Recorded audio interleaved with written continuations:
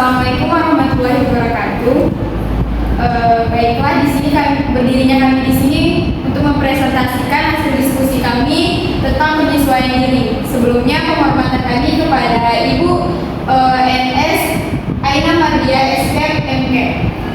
Baiklah, sebelum kita melanjutkan presentasi kita, alangkah baiknya kita memperkenalkan diri terlebih dahulu. Saya Sahrina Saumi selaku moderator dan pemateri, dan saya Hatini, saya Marlina, saya Yunisa.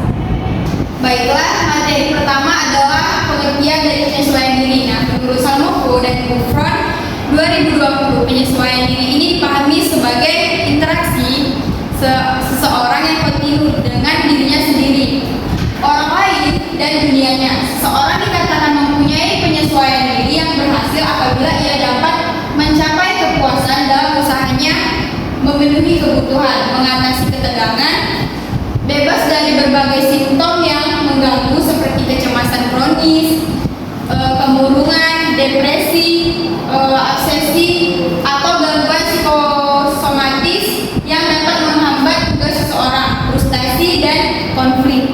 Nah, sebaliknya gangguan penyesuaian ini terjadi apabila seseorang itu tidak mampu dalam mengatasi masalah yang dihadapi dan menimbulkan respon dan reaksi yang tidak efektif, situasi emosional tidak terkendali, dan keadaan tidak memuaskan. Nah, tinggi rendahnya penyesuaian diri ini dapat diamati dari banyak sedikitnya hambatan dalam penyesuaian diri, dan banyaknya hambatan penyesuaian diri mencerminkan kesukaran seseorang dalam penyesuaian dirinya.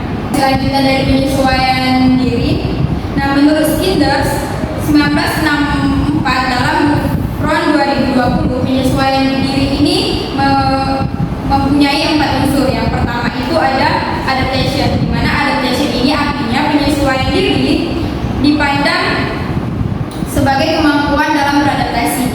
Orang yang penyesuaian dirinya baik berarti ia mempunyai hubungan yang memuaskan dengan lingkungan penyesuaian diri.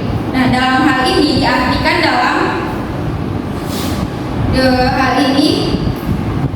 dalam konotos fisik, misalnya untuk menghindari ketidaknyamanan akibat cuaca yang tidak diharapkan, maka orang membuat sesuatu untuk bernaung. Nah, kedua ada conformity, di mana conformity ini artinya seseorang dikatakan mempunyai penyesuaian diri baik bila memenuhi kriteria sosial dan hati nuraninya. Yang ketiga ada misteri, di mana misteri ini artinya orang yang mempunyai penyesuaian diri baik mempunyai kemampuan dalam membuat rencana dan mengorganisasikan suatu respon diri sehingga dapat menyusun dan menanggapi segala masalah dengan efisien. Yang terakhir atau yang keempat ada individual variation, artinya ada perbedaan individual pada perilaku dan respon dalam menghadapi masalah.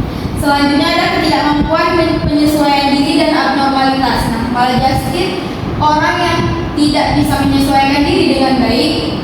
Maladjusted ini tidak selalu abnormal. Orang yang abnormal pasti maladjusted. Nah, istilah maladjusted dan abnormal sebenarnya menyangkut pada derajat ketidakmampuan individu dalam melakukan penyesuaian diri serta kualitas penyesuaian dirinya. Menurut Hajar dan Runyon 1984 dalam jurnal Gunadarma. Kesulitan dalam membedakan pemahaman mengenai maladjusted dengan abnormalitas dipicu dengan kecenderungan memahami penyesuaian diri sebagai suatu hasil daripada melihat penyesuaian diri sebagai suatu proses. Penyesuaian diri ini dilihat sebagai suatu proses faktor situasional menjadi perhatian untuk dipertimbangkan baik tidaknya penyesuaian diri yang dilakukan. Contohnya itu wanita sehabis melahirkan lalu mengalami depresi pasca melahirkan sehingga dia merasa lelah dan tidak memiliki semangat untuk melakukan aktivitas harian. Masih dianggap wajar karena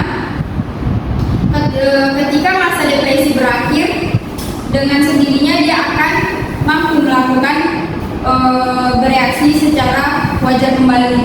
Menurut Li Hintang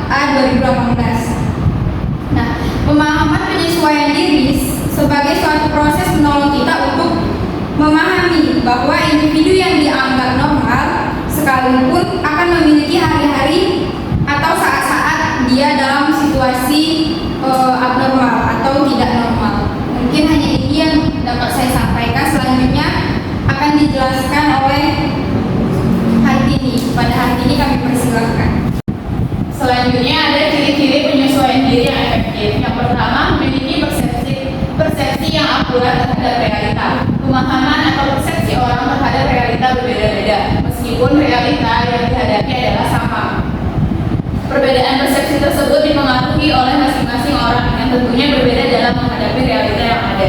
Tapi orang yang memiliki penyesuaian diri yang baik memiliki persepsi yang relatif memahami dalam keadaan realitanya.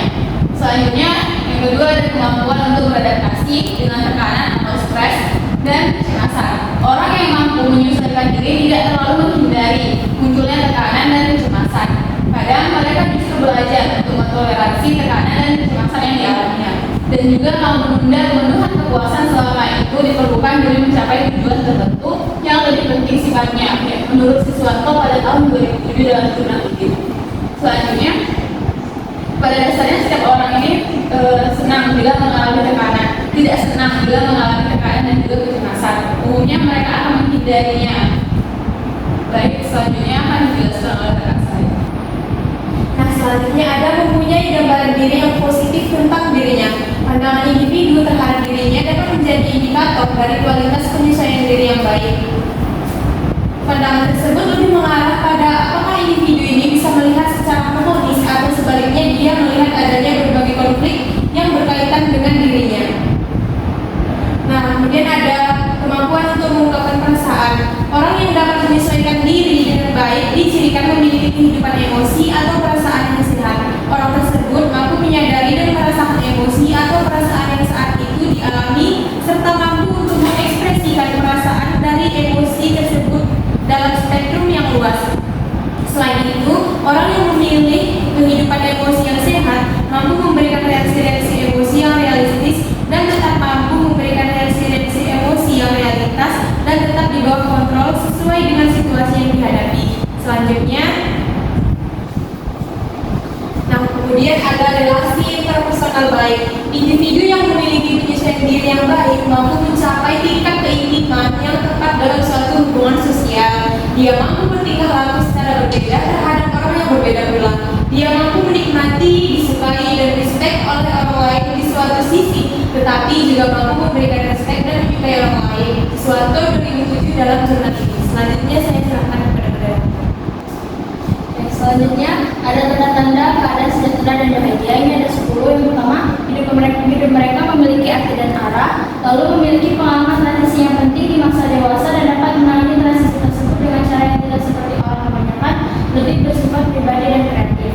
Selanjutnya, jarang merasa diperlakukan secara tidak adil atau dikecewakan oleh kehidupan, lalu mencapai beberapa tujuan hidup yang penting, lalu peduli dengan pertumbuhan dan perkembangan pribadi, lalu memiliki keadaan hubungan mencintai dengan yang dicintai secara mutualisme, memiliki banyak teman, orang yang menyenangkan dan bersemangat, tidak melihat kritik sebagai seorang pribadi yang menurunkan harga diri, tidak memiliki ketakutan yang umumnya dimiliki orang lain. Jadi orang-orang yang memiliki kesejahteraan dan kebahagiaan ini akan memiliki 10 tanda ini, walaupun tidak semuanya memiliki, tapi sudah termasuk ke tanda sejahtera dan kebahagiaan. Sekian dari saya. Selanjutnya, Selanjutnya yang terakhir ada kesimpulan.